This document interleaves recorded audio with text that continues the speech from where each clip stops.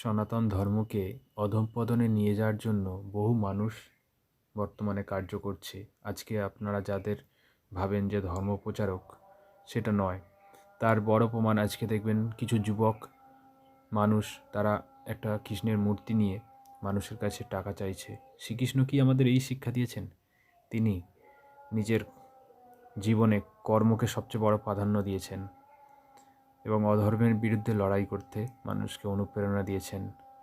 তাই বন্ধুরা বিচার বিবেচনা করবেন যে বাড়িতে এইভাবে মানুষ কোনো ধর্মজ্ঞান নেই, কোনো প্রচার নেই, শুধু টাকা উপার্জনের জন্য মানুষ বাড়িতে বাড়িতে ঘুরছে। তো এই বিষয়ে সচেতন হন এবং এই সব মানুষদের সত্য কর্ম দিকে প্রেরণা দিন।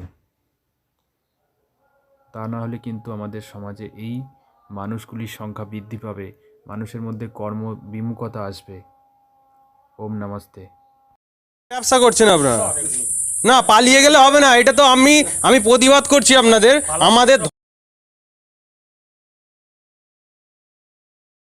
ধর্মের মানে ক্ষতি করছো তোমরা, আমার হিন্দু ধর্মকে ক্ষতি করছো তোমরা। এরকম কোনোদিন আমি দেখিনি। দাঁড়াও কথাটা শোনো, তুমি দাঁড়াও আগে, আমি কথাটা বলতো। আমি পয়সা দেওয়াটা কোনো ব্যাপার নয় আমার। আগে জানো, ধর্মকে জানো ভালো করে। ওই রকম ঈশ্বরকে নিয়ে ঘুরে আমাদের মানে মানুষের কাছে ছোট হয়ে যায় আমাদের নিজেদের ধর্মকে নিয়ে। বেদ পড়েছো নাকি দেবো বেদ? আপনি পড়াশোনা মানুষ, না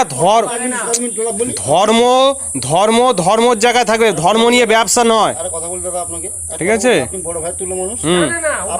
কথা বলি শুনুন, আপনি বড় ভাই তুলো মানুষ, আপনি অনেক জানেন, আপনার জ্ঞান। আমি কিছু জানি না, আমি জানার মধ্যে একটুখানি এগিয়েছি জাস্ট। আপনার কথাগুলো আমি ধর্ম নিয়ে কোনো ব্যবসা করি না। আমি কি বলি শুনুন, হ্যাঁ, রেকর্ডিংটা করেছি, খুব ভালো করছে। রেকর্ডিং তো করবোই, না করুন, কেননা এইগুলো আমাদের ধর্মের ক্ষতি করছে, এটা নিয়ে আমি প্রতিবাদ করব। হ্যাঁ করুন, ঠিক আছে? কেননা আমার ভবিষ্যতে জড়িয়ে আছে। আমি যে পরবর্তী প্রজন্মে যাচ্ছি, এটা আমার ভবিষ্যৎ জড়িয়ে আছে। আমি যখন একটা রাস্তা দিয়ে যাই, কোনো যদি ছেলে আমার থেকে চাঁদা চায় যদি, হ্যাঁ রেকর্ডিং তো করবই। এইভাবে মানে আপনারা যদি পালিয়ে যান, আপনারা একটা কথা বলুন, শুনুন আপনারা শুনুন, আপনার কথাটা শুনুন আগে। অপমান নয়, আপনারা জবাব দিতে পারছেন না, পালাচ্ছেন। আপনি যদি একটা ধর্ম প্রচারক হন, আপনারা তার উত্তর দেবেন। একটা মা বাড়িতে গেলে তার উত্তর দিতে, আমরা কি উত্তর দেবেন?